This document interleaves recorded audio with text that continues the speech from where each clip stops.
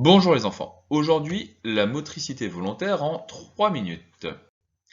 Alors la motricité volontaire, comme son nom l'indique, est issue du cerveau.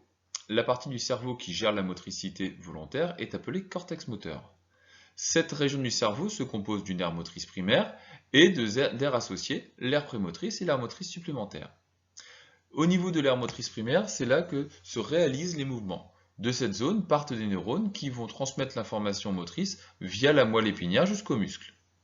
Dans cette zone, il existe une représentation du corps. Chaque partie de l'aire motrice primaire permet la commande d'une partie du corps.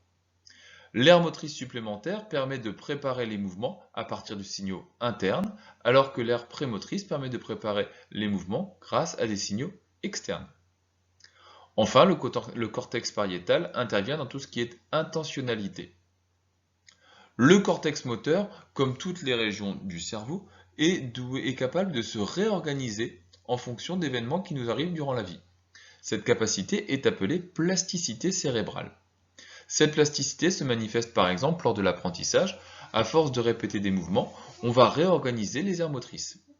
Elle se manifeste également lors de lésions. Lorsqu'une partie de l'aire motrice est abîmée, par exemple suite à un AVC, d'autres parties de l'aire motrice vont prendre le relais et assurer les fonctions qui étaient issues initialement à l'aire lésée. Enfin, le cerveau est soumis à divers dangers. On peut citer par exemple les substances exogènes qui peuvent affecter son fonctionnement, comme les drogues, le THC, la nicotine ou l'alcool. Ces substances agissent sur les synapses et vont avoir des effets psychotropes. Ces substances provoquent également une dépendance, c'est-à-dire que ces trois molécules, par exemple, vont agir sur le circuit de la récompense et favoriser la production de dopamine. On peut également dire qu'au niveau du cerveau, certaines cellules, comme les neurones ou les cellules gliales, peuvent être affectées, ce qui provoque des maladies.